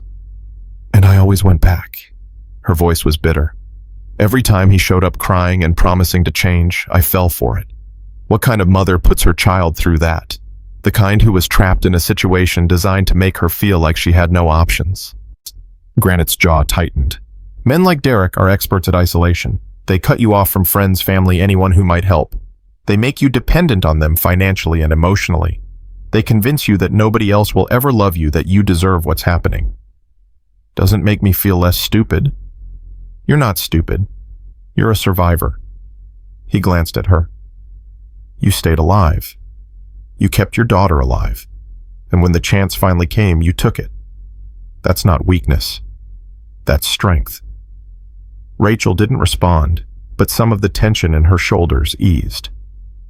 The courthouse parking lot was already filling up when they arrived. News vans from 3 different stations had claimed spots near the entrance, their satellite dishes reaching toward the sky like mechanical flowers. "Great," Rachel's voice was flat. "Media circus. Sarah warned us about this. Granite killed the engine. Case got attention. 6-year-old walking through a blizzard to save her mother, Hell's Angels, riding to the rescue. It's the kind of story people want to follow." "I didn't want to be a story. I just wanted to be left alone." "I know." He turned to face her. "But here's the thing about stories like this, they matter. Every woman watching the news who's trapped in a situation like yours, she sees you standing up, fighting back, refusing to be silenced. She sees that it's possible to get out, that people will help if she asks." Rachel considered this. "You think my pain can help someone else? I think your courage already has." Granite nodded toward the courthouse entrance where a small crowd had gathered. "See those women? The ones holding signs. They're from the domestic violence shelter 2 counties over. They came to support you. Strangers who heard your story and wanted to be here." Rachel's eyes filled with tears. "I didn't know." "You're not alone anymore, Rachel. Whatever happens in that courtroom, you need to remember that. Thousands of people are rooting for you, and we're not going anywhere." Lily stirred in the back seat. "Are we there?" "We're here, baby." Rachel wiped her eyes quickly. "Ready to go inside?" "Ready." Lily's voice was firm. "Let's put Derek away forever." The walk from the parking lot to the courthouse entrance felt like a gauntlet. Reporters shouted questions. Cameras flashed. Supporters called out encouragement, while a smaller group, Derek's family and friends, glared from the opposite side of the path. Granite stayed close, his body a shield between Rachel and the chaos. Tank and Preacher flanked them, creating a moving bubble of protection that parted the crowd without confrontation. Inside the hallway outside courtroom 3 was already packed. Sarah Chen met them at the door, her expression focused and businesslike. "How are you feeling?" "Terrified." Rachel didn't see the point in lying. "Good. Channel that into your testimony. The jury needs to see what Derek did to you, not just physically, but emotionally. They need to understand the fear you've lived with." "What if I freeze up? What if I can't find the words?" "Then you take a breath, and you keep going." Sarah's voice softened. "Rachel, I've been doing this for 15 years. I've seen a lot of victims on that stand. The ones who succeed aren't the ones who are perfect. They're the ones who are honest. Just tell your truth. That's all you have to do." The bailiff called for everyone to take their seats. Rachel squeezed Lily's hand one last time before a court advocate led her daughter to a separate waiting room. Lily would testify later, but she couldn't be in the courtroom during her mother's testimony. "I love you, Mama." Lily's voice was steady. "You've got this. I love you too, baby. More than anything." Then she was walking through the courtroom doors, past the rows of supporters and observers, past the prosecution table where Sarah was arranging her notes, past the defense table where Derek sat in his orange jumpsuit with an expression of wounded innocence that made Rachel's stomach turn. She didn't look at him. She kept her eyes forward, focused on the witness stand, on the flag hanging beside the judge's bench, on anything except the man who'd spent 4 years trying to destroy her. Judge Morrison called the court to order. The trial had officially begun. The first 2 days were procedural. Opening arguments, witness lists, legal motions that meant nothing to Rachel, but seemed to matter a great deal to the lawyers. She sat in the gallery waiting, trying not to scream every time Derek's lawyer suggested that his client was being persecuted. On the third day, Sarah called her first witness. Granite walked to the stand with the deliberate calm of a man who'd faced far worse than a courtroom. He wore his button-down shirt and clean jeans, his beard neatly trimmed, looking nothing like the stereotypical biker that Derek's lawyer was clearly hoping to paint. "Please state your name and occupation for the record." "James Jackson. I own and operate a motorcycle repair shop in Bartlesville. I'm also the president of the Oklahoma chapter of the Hells Angels." A murmur rippled through the gallery. "Mr. Jackson, can you describe the events of the night in question?" Granite spoke clearly without embellishment. He described Lily's arrival at the bar, her frozen feet and terrified eyes, the locket that revealed her connection to Ghost, the decision to ride out and find her mother. "What did you find when you arrived at the meatpacking plant?" "We found Rachel Harper tied to a metal chair with zip ties that had cut into her wrists deep enough to draw blood. Her face was severely beaten, one eye swollen shut, multiple lacerations, obvious bruising. She was in shock and barely conscious." "Did you see the defendant at the scene?" "Yes. He arrived shortly after we did. When he saw us, he attempted to draw a weapon. We restrained him and called 911. Derek's lawyer, a man named Harrison Price, stood for cross-examination. "Mr. Jackson, isn't it true that your organization has been classified as a criminal gang by law enforcement agencies?" "Some agencies have made that classification, yes. I'd argue it's an inaccurate one. But your members have been convicted of various crimes over the years, haven't they? Some members have made mistakes in the past. That's true of any large organization. It doesn't reflect on the club as a whole. So you're asking this jury to believe that a group of convicted criminals just happened to ride to Mrs.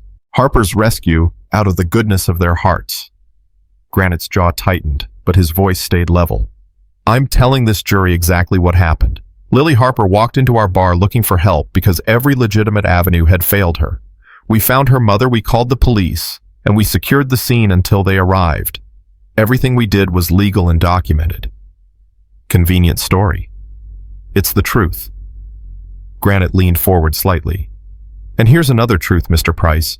While you're standing there trying to paint us as the villains, your client kidnapped a woman from her workplace in broad daylight. He held her prisoner for 7 hours. He beat her so badly she needed emergency surgery. And he told her in her daughter's hearing that he was going to kill her and make sure nobody ever found her body." Objection.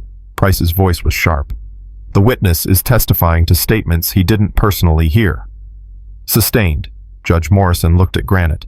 "Please limit your testimony to what you directly observed." "What I directly observed," Granite said slowly, "was a woman who'd been tortured by a man who thought he was untouchable. What I directly observed was a 6-year-old girl brave enough to walk through a blizzard because she knew her mother was going to die if she didn't. What I directly observed was a community of people coming together to do what the system had repeatedly failed to do, protect a victim from her abuser." He looked directly at the jury. "You can question our methods, you can question our backgrounds, but you cannot question what we saw in that building. Derek Simmons is a monster, and monsters belong in cages. Move to strike." "I'll allow it." Judge Morrison's voice was firm. The witness is expressing an opinion based on his direct observations, which he has a right to do. Price sat down, his face flushed with frustration. Sarah stood. No further questions, Your Honor. Granite stepped down from the stand and walked past the defense table without a glance. Derek tracked his movement, hatred burning in his eyes, but Granite didn't acknowledge him. He returned to his seat beside Tank and waited. One by one, the other witnesses took the stand. Tank described the breach of the building, the positioning of Rachel, the state of her injuries. Crow testified about Derek's history, the rumors that had circulated during his time as a corrections officer. The responding police officers confirmed every detail of what the Angels had reported. Then it was Lily's turn. The courtroom went silent when she entered. She looked impossibly small against the witness chair, her feet barely reaching the floor. But her back was straight, and her chin was up, and when her eyes found Rachel's in the gallery, she smiled. "Hi, Mama." Rachel's voice came out choked. "Hi, baby." Sarah approached gently. "Lily, do you understand why you're here today?" "Yes, ma'am. To tell the truth about what happened." "That's right. Can you tell me in your own words what happened the night your mother disappeared?" Lily took a deep breath. "I was doing my homework in my room. Mama was in the kitchen making dinner. Then I heard his truck pull up." "When you say his truck, whose truck do you mean?" "Derek's. My dad's." Lily's voice wavered slightly. "I knew it was his truck because of the sound it makes. Mama always said to listen for it. She said if I heard it, I should hide." "So what did you do?" "I hid under my bed like Mama taught me. I heard the front door open and then they were yelling. Derek was yelling anyway. Mama was trying to calm him down, but he just got louder and louder." "What happened next?" Lily's hands gripped the arms of the chair. "I heard him hit her. It makes a sound." She stopped, swallowed hard. "It makes a different sound than regular hitting, heavier, and Mama made a noise like all the air came out of her." Rachel was crying silently in the gallery. Granite put a hand on her arm. "Did you stay hidden?" "Yes. Mama told me not to come out no matter what, so I stayed under the bed even when I heard more hitting, even when Mama stopped making sounds, even when Derek said—" She trailed off. "What did Derek say, Lily?" The little girl's eyes found Derek across the courtroom. She stared at him with a directness that made him flinch. "He said, 'This time I'm going to finish it. This time nobody's going to find you.' And then he dragged Mama out of the house. I heard her shoes scraping on the floor. I heard the truck door slam. And then they were gone." "What did you do then?" "I waited. Mama said to wait until morning. But I knew—" Her voice cracked. "I knew if I waited until morning, Mama would be dead. So I got up. I put on my jacket. And I walked until I found help." "How long did you walk?" "I don't know. A long time. My feet got really cold and then my shoes fell off and I couldn't find them in the dark. But I kept going because Mama needed me." Sarah let the moment hang. "Lily, one more question. Before that night, had you ever seen Derek hurt your mother?" "Lots of times." Lily's voice was matter of fact. "He broke her arm once. He pushed her down the stairs. He choked her until she passed out. Every time Mama would call the police and every time they said they couldn't help." Objection. Price was on his feet. "The witness is a child. She can't possibly understand." "I understand everything." Lily's voice cut through his objection. "I understand that Derek hurt my Mama over and over. I understand that nobody would stop him. I understand that I had to walk through the snow in the middle of the night because grown-ups kept failing us." She turned to look at the jury. "I'm 6 years old, and I had to save my own mother because nobody else would. How is that fair?" The courtroom was silent. Judge Morrison cleared her throat. "Mr. Price, your objection is overruled. The witness may continue." But Sarah shook her head. "No further questions, Your Honor. I think Lily has said everything that needs to be said." Price rose for cross-examination, but he looked uncertain, rattled by the weight of a child's testimony. "Lily, you love your mother very much, don't you?" "Yes." And you'd do anything to protect her? Yes. Including lying about your father. Lily's eyes narrowed. I'm not lying. Mama taught me that lying is wrong. She said the truth is the most important thing, even when it's scary. But your mother was angry at your father. She might have said things about him that weren't true. She might have... Mama never had to say anything. Lily's voice was sharp. I saw it with my own eyes. I saw the bruises. I heard the screaming. I watched her cry in the bathroom when she thought I was asleep. She leaned forward in her chair. You want to know what I remember most? I remember Mama always checking the locks 3 times before bed. I remember her jumping every time a car drove past. I remember her hands shaking so bad she couldn't button my coat. Tears were streaming down her face now, but her voice stayed strong. That's not something you can make up. That's real fear. And Derek put it there. Price opened his mouth to ask another question, then closed it. No further questions. Judge Morrison looked at the small figure in the witness chair. You may step down, Lily. You did very well. Lily climbed down from the chair and walked straight to Rachel. Rachel caught her, pulling her close, holding her as if she might disappear. I'm so proud of you, Rachel whispered. So proud. Did I do okay? You did better than okay. You were perfect.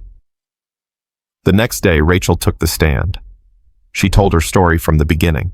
The courtship, the wedding, the first time Derek hit her, the slow escalation of violence, the isolation from friends and family, the restraining orders that were ignored, the police reports that went nowhere. She spoke for 3 hours. She described injuries in clinical detail. She recounted threats that had haunted her nightmares. She explained the particular psychology of abuse, the way Derek would alternate between violence and tenderness, keeping her constantly off balance, never sure which version of him would walk through the door. Why did you stay? Sarah asked the question that everyone wondered. Rachel was quiet for a long moment. Because I believed him when he said nobody else would ever love me. Because I was ashamed to admit I'd married a monster. Because I was terrified of what he'd do if I left. She paused. And because I kept hoping he would change. That if I could just be good enough, patient enough, loving enough, the man I married would come back. Did he ever come back? No. Rachel's voice was steady. That man never existed. It was always Derek underneath. I just refused to see it until it was almost too late. When Price cross-examined her, he tried every trick in the book. He implied she was lying. He suggested she'd provoked the abuse. He questioned her memory, her credibility, her motivations. Rachel answered every question with quiet dignity, and when Price finally sat down defeated, the jury's faces told the whole story. They believed her. Closing arguments came on the 7th day. Sarah spoke for an hour, methodically walking through the evidence, the testimony, the pattern of abuse that had culminated in kidnapping and attempted murder. Price spoke for 30 minutes, desperately trying to plant doubt, to suggest that Rachel had exaggerated, that Derek was the real victim of a vindictive wife and a biased investigation. The jury deliberated for 97 minutes. When they filed back into the courtroom, Rachel's hand found Lily's under the table. Granite sat directly behind them, close enough that she could feel his presence like a shield. Has the jury reached a verdict? The foreman stood. We have your honor. On the count of kidnapping in the 1st degree, how do you find guilty? On the count of aggravated assault, how do you find guilty?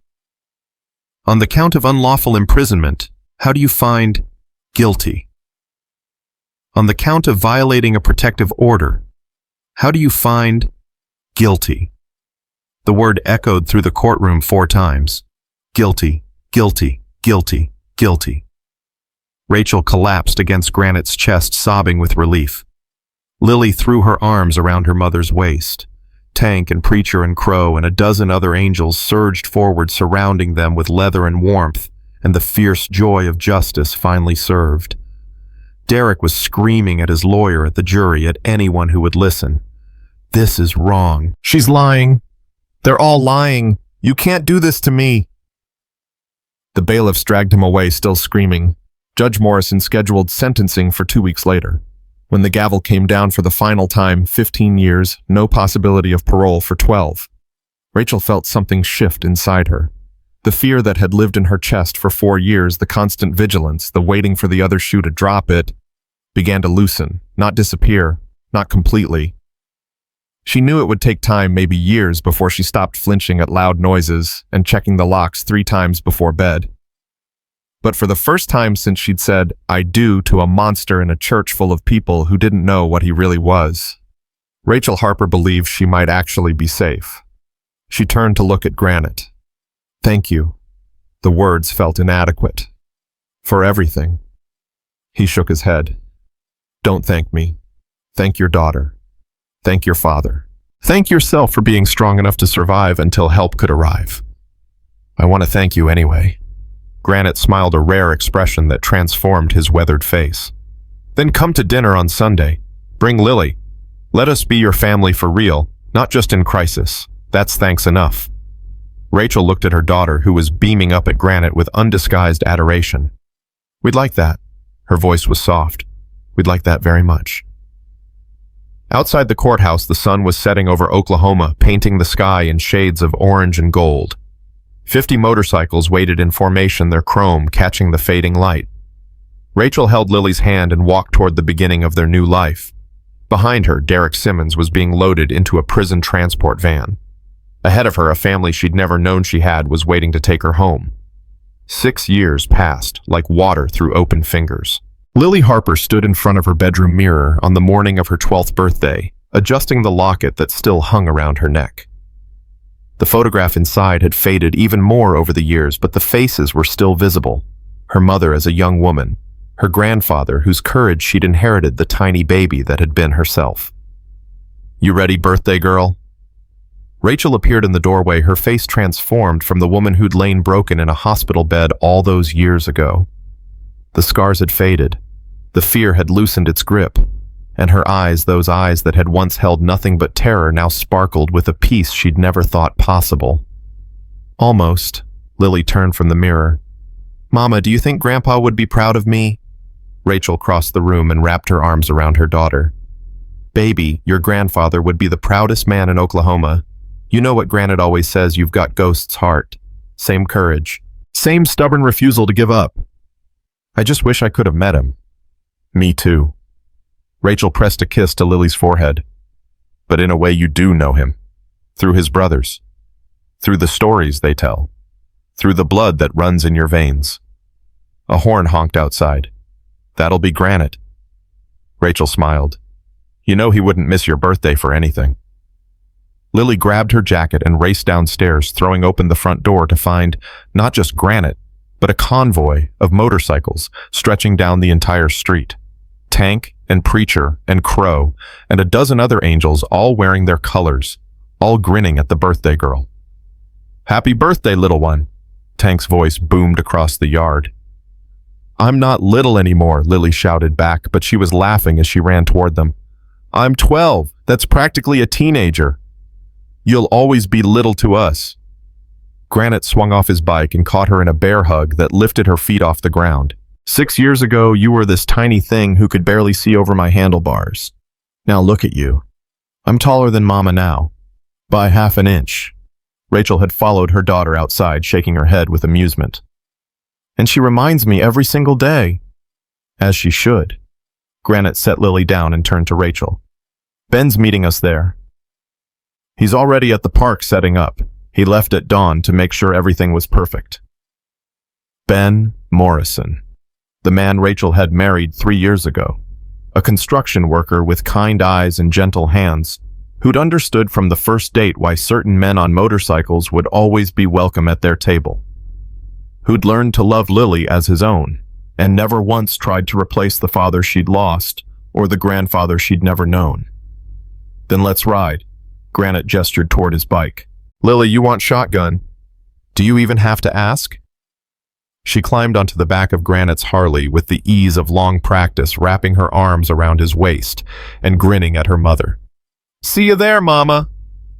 Rachel watched them pull away, the convoy of motorcycles following in formation, and felt her heart swell with something that still surprised her after all these years.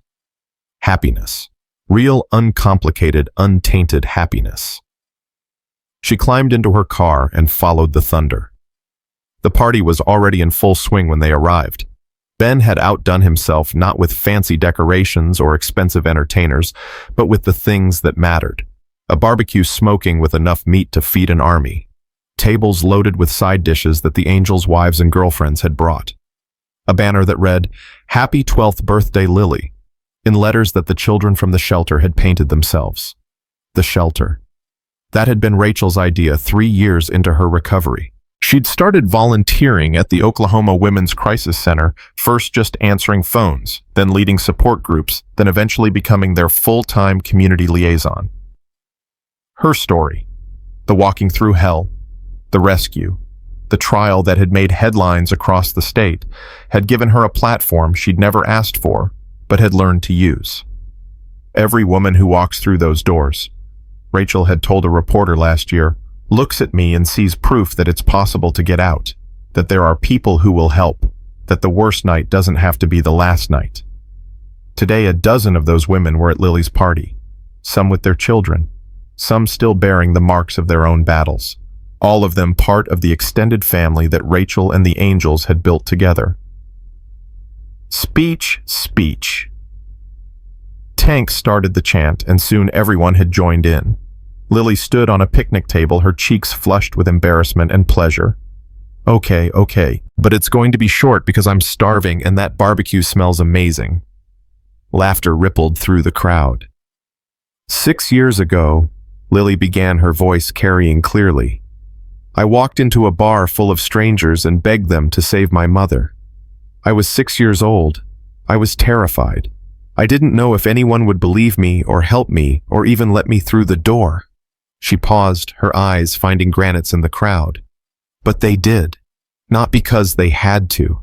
Not because anyone paid them. But because a long time ago my grandfather made a promise. And these men, this family, they keep their promises. Her voice wavered slightly. I used to think that family meant blood. That you were stuck with whoever you were born to, whether they were good or bad or something in between. But I learned something different. I learned that family is the people who show up, the people who stay, the people who ride through the night because someone they've never met needs help. She held up her locket. This is my grandfather. I never met him. He died before I was born. But I know him through all of you, through the stories you tell, through the promises you've kept, through the way you've loved me and Mama, and made us part of something bigger than ourselves. Tears were streaming down Rachel's face. Ben had his arm around her, holding her close. So thank you. Lily's voice strengthened. Thank you for giving me a family when I thought I didn't have one. Thank you for showing me what courage looks like. And thank you for teaching me that the people the world calls dangerous are sometimes the ones who show up when everyone else fails. She grinned. Now can we eat? I really wasn't kidding about being hungry. The crowd erupted in laughter and applause. Later, after the cake had been cut and the presents opened and the sun had begun its slow descent toward the horizon, Granite found Rachel standing alone near the edge of the gathering.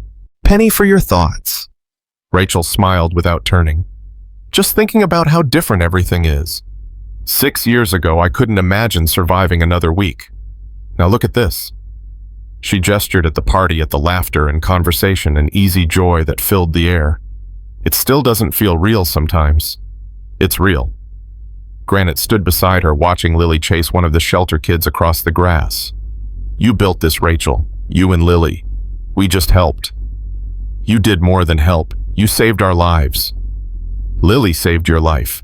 We just showed up when she asked. That's not nothing. Rachel finally turned to look at him. Do you know how many times I asked for help before that night? How many calls I made? How many reports I filed? How many times I begged someone, anyone, to believe me? I know. And every single time I was told to wait, to be patient, to trust the system. Her voice hardened. The system almost got me killed. You didn't. Granite was quiet for a moment. I think about ghosts sometimes, he said finally. About whether he'd be happy with how things turned out. He left the club because he wanted something better for you, something safer. And instead, you ended up in a situation worse than anything we ever put him through. That wasn't your fault. Wasn't yours either. He looked at her steadily. But it happened. And for 15 years, I forgot the promise I made. I got busy with my own life, my own problems. I told myself you were fine out there somewhere living the normal life Ghost wanted for you. You couldn't have known. I should have looked. Should have checked. Should have done something besides assume everything was okay. His jaw tightened. When Lily walked through that door, I realized how badly I'd failed. Not just Ghost you, both of you. Rachel put her hand on his arm. James. She used his real name, the one almost nobody called him. You kept your promise. Maybe it took 15 years, but you kept it. That's what matters. Does it? Does it make up for all the years you spent afraid? Nothing makes up for that, but you gave me something more important than rescue. Rachel's voice was firm. You gave me family, a place to belong, people who show up not just for the dramatic moments, but for the ordinary ones too. Birthday parties and Sunday dinners and Tuesday night phone calls when I can't sleep. That's just what family does. Exactly. Rachel smiled. That's exactly my point. A commotion near the barbecue drew their attention.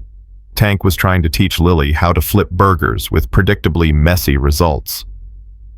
I think that's my cue. Rachel started toward the chaos, then paused. Granite. Thank you. For everything. For all of it. Always, Rachel. Always. He watched her walk away, then turned back to gaze at the setting sun. Somewhere out there in a prison cell that wouldn't open for another 9 years, Derek Simmons was serving his sentence. His appeals had been denied. His friends had abandoned him. His family had stopped visiting years ago. He was exactly where he belonged. And his victims, the woman he'd tried to destroy, and the daughter he'd tried to use as a weapon, were thriving without him. That was the real victory. Not the trial, not the sentencing, not even the rescue. The real victory was this moment right here, a birthday party full of laughter, a family built from broken pieces, a future that Derek had tried to steal and failed. Granite allowed himself a rare smile. We did good, Ghost, he murmured to the empty air. We did good. 2 months later, Rachel stood at a podium in the Oklahoma State Capitol. House Bill 1847, the Ghost Harper Act, was up for a vote. Named in honor of a man who'd died before it could help him. The bill would create an emergency response system for domestic violence victims, allowing them to bypass traditional channels when their lives were in immediate danger. Rachel had spent 18 months fighting for this bill, testifying before committees, meeting with legislators, telling her story over and over to anyone who would listen. Now it all came down to this moment. The chair recognizes Mrs. Rachel Morrison to speak in support of House Bill 1847. Rachel took a deep breath and approached the microphone. 6 years ago, I was kidnapped from my workplace by my ex-husband. He held me prisoner for 7 hours.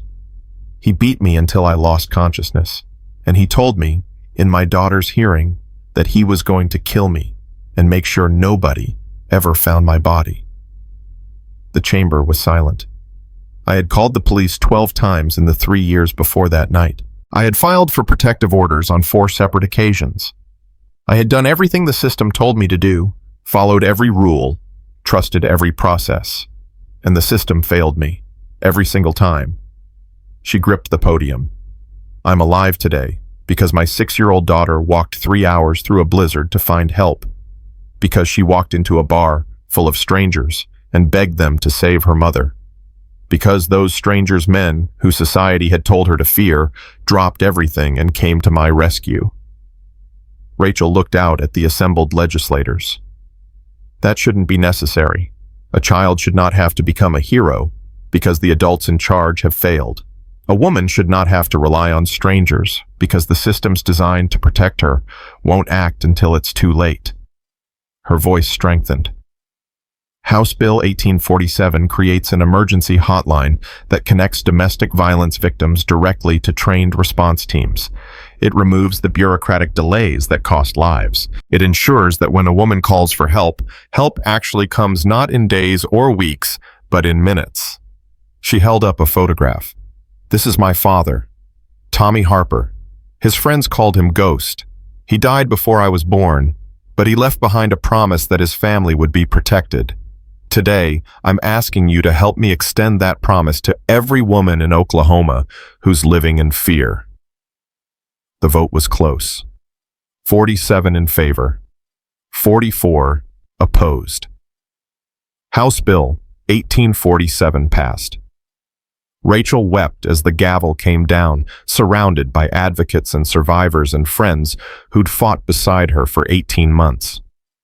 In the gallery above, Granite and Tank and Preacher watched with pride. But it was Lily's face that Rachel searched for in the crowd. Her daughter was standing near the back, tears streaming down her cheeks, clutching the locket that held her grandfather's photograph. "We did it, Grandpa," Lily whispered. "We really did it." The Ghost Harper Act went into effect 6 months later.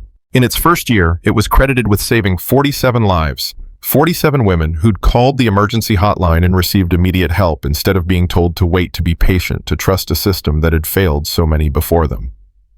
Rachel became the face of the movement, speaking at conferences and appearing on news programs and mentoring other survivors who wanted to turn their pain into advocacy. Lily started volunteering at the shelter on weekends, helping with the children's program and showing by her very presence that survival was possible, that there was life after trauma, that the worst night didn't have to define every night that followed. And the Hells Angels continued doing what they'd always done, showing up, not just for dramatic rescues, but for the quiet moments that mattered just as much. Sunday dinners at Rachel's house, birthday parties and graduations, and ordinary Tuesday evenings when someone just needed to know they weren't alone. On the 5th anniversary of the rescue, Granite had a small brass plaque installed beside the door of the bar. It read simply, "For Ghost Father, Brother, Rider, Protector, your girls found their way home." Rachel and Lily stood before it on a cold December evening exactly 5 years after the night that had changed everything. "I remember being so scared," Lily said softly. "Walking through the dark, not knowing if anyone would help. Not knowing if you were still alive." Rachel squeezed her daughter's hand. "What made you keep going?" Lily thought about it for a long moment. "You did," she said finally. "All those years, even when things were terrible, you never stopped trying to protect me. You never stopped hoping things could be different. I figured if you could be that brave, I could be brave too. You were braver than me. You walked into the unknown. I just survived." "Surviving is brave too, Mama." Lily's voice was fierce. "Don't ever let anyone tell you different." The bar door opened and Granite emerged, 2 mugs of hot chocolate in his hands. "Getting cold out here. You two planning to freeze to death staring at that plaque?" Rachel laughed and accepted the warm mug. "Just remembering. Good memories or bad ones?" "Both." She sipped the chocolate. "But mostly good now. The bad ones don't hurt as much anymore." Granite nodded slowly. "That's how healing works. Doesn't erase what happened, just makes room for what comes after." Lily leaned against his side, a gesture so natural it was hard to remember there had been a time when she didn't have this, a family, a safety net, people who would ride through hell itself to keep her safe. "Granite, can I ask you something?" "Always." "Do you think Grandpa knew when he made you promise? Do you think he somehow knew that one day we'd need you?" Granite was quiet for a long moment, staring at the plaque with Ghost's name on it. "I think," he said finally, "that your grandfather loved you and your mother more than anything in this world. And I think love like that doesn't just disappear when someone dies. It echoes. It reaches across time and space and impossible distances to protect the people it belongs to." He looked down at Lily. Maybe Ghost couldn't be here himself, but he made sure someone would be. That's not coincidence. That's love finding a way. Lily's eyes filled with tears. "I wish I could have met him." "You did meet him." Granite tapped her chest right above her heart. "Every time you're brave when you're scared. Every time you help someone who can't help themselves. Every time you refuse to give up when giving up would be easier. That's Ghost. That's his blood in your veins, his courage in your heart, his legacy living on through you." "You really think so?" "I know so." Granite's voice was rough with emotion. "I rode with your grandfather for 15 years. I knew him better than almost anyone. And I'm telling you, Lily Harper, you are the best parts of him. The parts that mattered. The parts that will outlast all of us. Lily threw her arms around him, holding tight. Thank you, she whispered, for keeping your promise, for being there, for everything. Thank you for finding us. Granite hugged her back. For being brave enough to walk through that door. For giving us the chance to keep the promise we'd been waiting 15 years to keep. Rachel watched them embrace her heart so full it ached. This was what survival looked like. Not just getting through the worst night, but building something beautiful from the wreckage. Finding family in unexpected places. Turning pain into purpose and fear into strength. Derek had tried to destroy them. He'd failed. And now his victims were living lives bigger and brighter and more meaningful than anything he could have imagined. That was the real justice. Not the prison sentence, though, that mattered. Not the trial, though, that mattered too. The real justice was this: a mother and daughter standing in front of a bar on a cold December night, surrounded by people who loved them, looking toward a future that Derek had tried to steal and couldn't. The real justice was Lily growing up strong and brave and unbroken. The real justice was Rachel finding peace after years of war. The real justice was a promise kept and a family found, and a legacy that would outlast them all. Granite released Lily and stepped back, clearing his throat. All right, enough emotions. We've got a chapter meeting to get to, and then I believe someone promised me a chess match. Lily grinned. You're going down, old man. I've been practicing. We'll see about that. Granite headed for the door. Coming in, it's freezing out here. Rachel started to follow, then paused at the plaque one more time. Thank you, Daddy, she whispered. For the promise. For the protection. For giving me a family I didn't know I had. She touched the brass letters gently. We're okay now. We're finally okay. Then she turned and walked through the door into the warmth and the laughter and the family that had claimed her as their own. Behind her, the plaque caught the light from the neon sign above, red letters glowing against the December darkness. The same glow that had drawn a terrified 6-year-old through the worst night of her life and into the arms of people who would never let her go. The thunder that rolled through Oklahoma that night wasn't a storm coming. It was family riding home.